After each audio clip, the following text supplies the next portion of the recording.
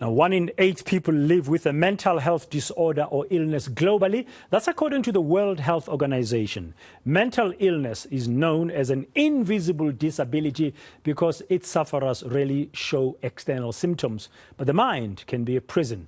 This afternoon, we shift our focus to some of South Africa's most vulnerable sufferers living in townships and far from help. I'm joined now by Nkateko Ndala Magoro, the MD of a professional outfit known as Pretoria Psychologists. Good afternoon, Nkateko. Thank you for your time. Welcome to today here on ENCA. First up, I just want to ask you this general question because of our focus here this afternoon with the second presidential summit on GBV and femicide. Have you found, as a psychologist yourself, that there's a very strong relationship between mental health and GBV? Absolutely. Without a question that, people who are at the hand of or suffering GBV, who are being abused, they are at the height of, the people who have or show depressive symptoms, who show anxiety, because remember, there are people who are living under uncertainties, whether they're going to die at the hands of their abusers, whether tomorrow, what are the outcomes going to be. So most definitely there is a relationship, a very closely linked relationship between GBV and mental health. Yeah, you work in some of the most vulnerable areas in our country in terms of people facing mental health challenges. And last month, of course, being October in South Africa, which just ended yesterday, was Mental Health Awareness Month. What are the key issues or challenges you are seeing coming out in terms of mental health in those communities? Under-resource is one of the challenges. Our communities, especially the townships, are under-resourced with services, firstly, and also practitioners. Most of the time, practitioners go to affluent areas. They go to places where they know they are going to get, whatever is worth their time. So these places will be under-resourced in terms of those professionals. But then besides, in terms of our government intervention, we don't have psychologists placed in your public health clinic, your public hospitals. I mean, a place like Atteridgeville, as you, pointing out, has got Kalafong Hospital and 2 other clinics where a psychologist comes once or twice a week to serve such a big community. So under-resource will be one of the challenges. And then a heightened use of substances. Right now in our township, things like Nyaupe are on the rise in terms of abuse, the substance use, and then unemployment, which then adds into the violent way in which people then express their frustrations and also expresses what their challenges are with their mental health. Yeah, and of course, not everybody can afford to consult a psychologist like yourself. So if there's an issue there of access and now, if drug abuse or substance abuse is behind some of the challenges in regard of mental health in places like Atteridgeville, as you've mentioned in Tshwane, when you deal with people from those communities, I mean, how do you assist them? Because there are no resources. The best thing that we can do, mostly it's psychoeducation. So by psychoeducation, I mean teaching the community to recognize and identify what they are going through and being able to then mobilize support for them. So how do we mobilize support is through your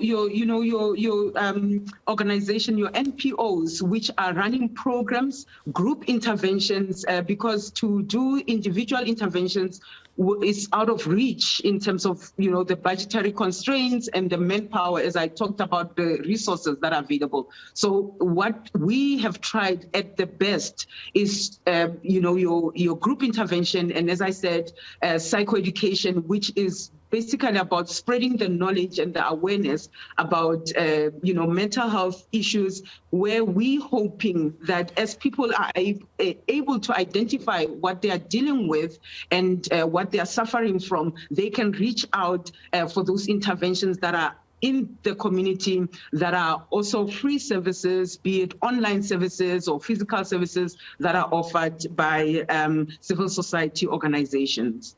Yeah, mental illness, as I said in my intro, is known as an invisible disability because most of the sufferers, they really show external kind of physical symptoms, and sometimes until it's too late. But there's another issue that we pick up now and again when we talk about mental health in our country, especially in poor communities, the issue of stigma, that people are afraid to come out to say, I need help, because they might be regarded as crazy or something like that. Are you finding that stigma is also playing a part today in those communities that you serve as Pretoria Psychologists? Sadly, stigma is still playing a part. I thought we are a long way in dismantling stigma, in dealing with stigma, and helping people to have an understanding and an empathy for one another in what they're dealing with. But stigma is still very much behind lack of access.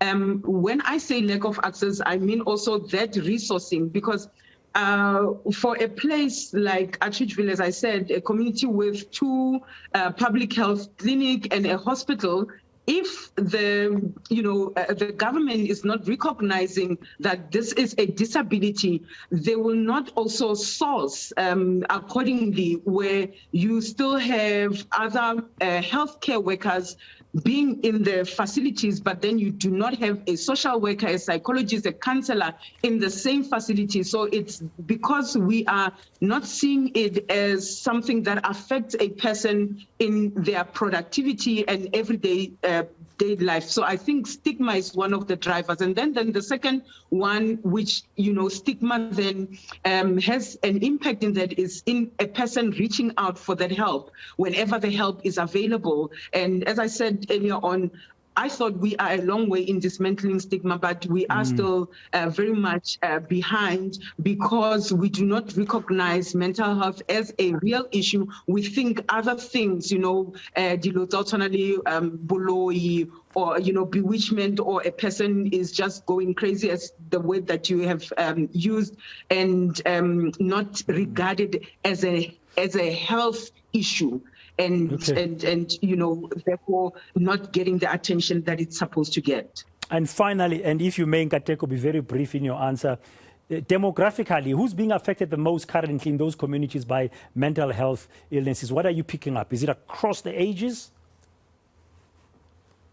Definitely is across the ages. When it comes to substance use, it's mainly the youth between the ages of 13 up to 26. And then across the board in terms of others with depression and anxiety and the needing, your ADHD, your attention deficit disorders. So it is across the board. I don't think demographically we can exclude a particular age group or even a particular gender in this. So it is across the board.